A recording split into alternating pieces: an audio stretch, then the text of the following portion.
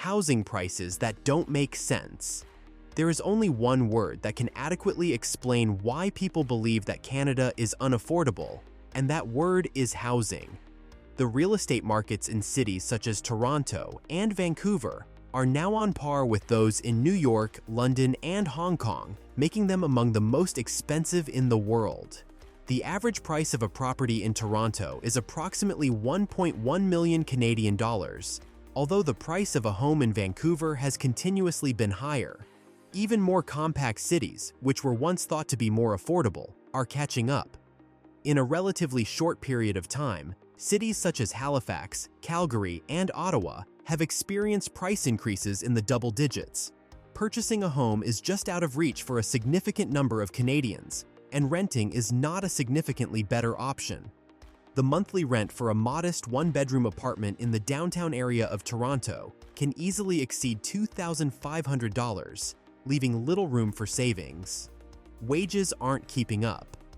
The rate of wage growth in Canada has been a snail's pace, despite the fact that home prices have skyrocketed. When you take into account the costs of rent, food, transportation, and taxes, the annual salary in Canada is approximately 60,000 Canadian dollars, which may seem like a reasonable amount.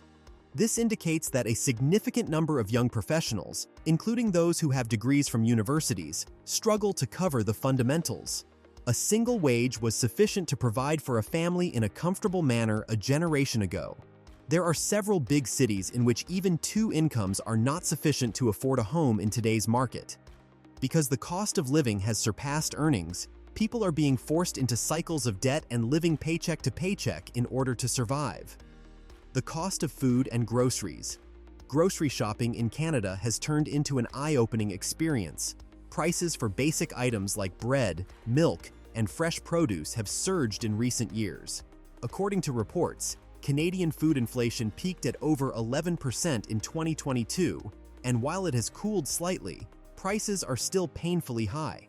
A family of four now spends more than 16,000 Canadian dollars a year on food, and that number keeps climbing. Add to that Canada's reliance on imports, transportation costs, and supply chain disruptions, and the average household budget feels the squeeze every single week at the supermarket. Taxes that eat into paychecks. Canada is well known for its social programs, but they come at a cost. Taxes. Between federal and provincial taxes, plus sales tax and property tax, Canadians see a significant chunk of their income disappear before it even hits their bank account. For example, someone earning 80,000 Canadian dollars per year can expect to pay over 25 to 30% of that in taxes. And in provinces like Quebec, tax rates are even higher. While many appreciate universal healthcare and public services, the high tax burden makes day-to-day life more expensive and leaves less disposable income to deal with rising costs elsewhere.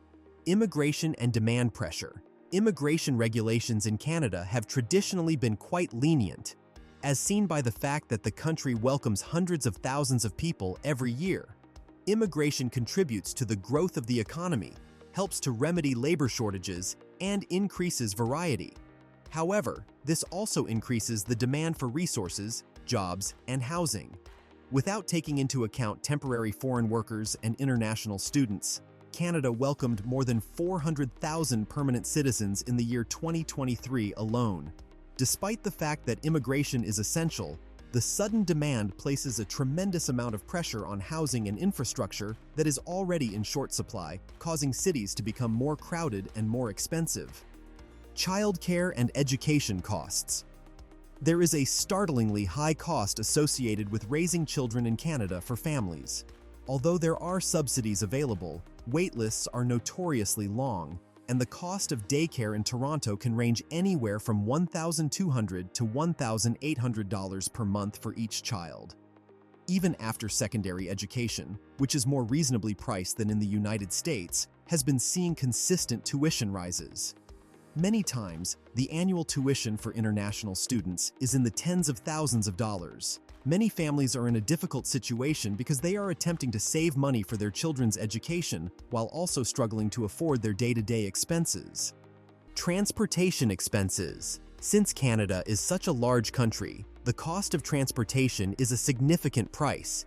In areas that are not located in big urban centers, having a car is almost necessary, yet it is not inexpensive.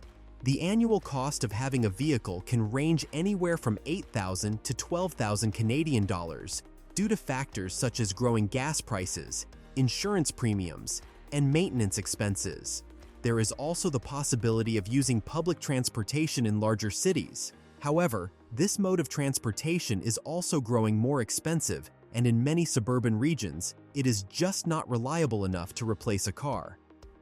The rent crisis. Even those who have never even considered purchasing a home are confronted with enormous expenditures. In Canada, the cost of renting a home is increasing at an unprecedented rate.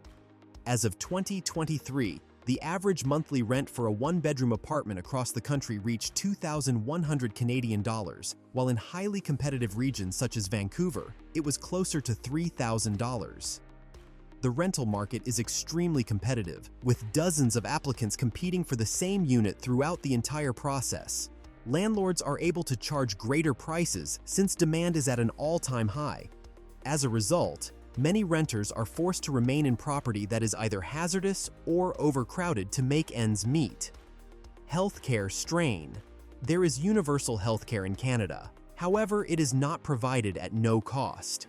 While Canadians do not have to worry about paying enormous hospital bills like people in the United States do, they do pay a significant amount in other ways.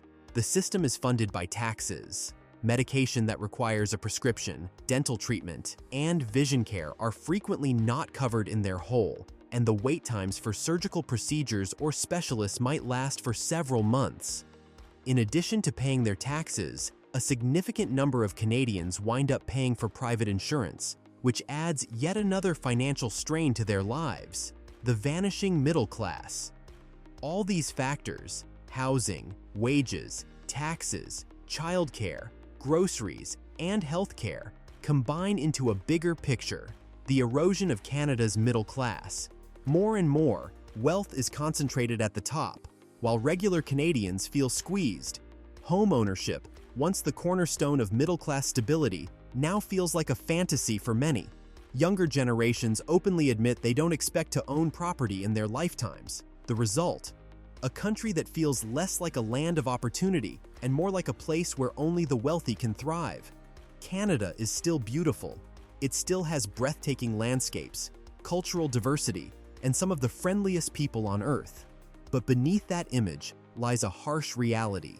Life here has become unaffordable for millions. The dream of a comfortable home, stable job, and secure family life is slipping out of reach, replaced by rising rents, endless debt, and financial anxiety. And while politicians argue over solutions, regular Canadians are left wondering if the system is already broken. The truth is, Canada hasn't stopped being a great country. It's just become a country many people can no longer afford.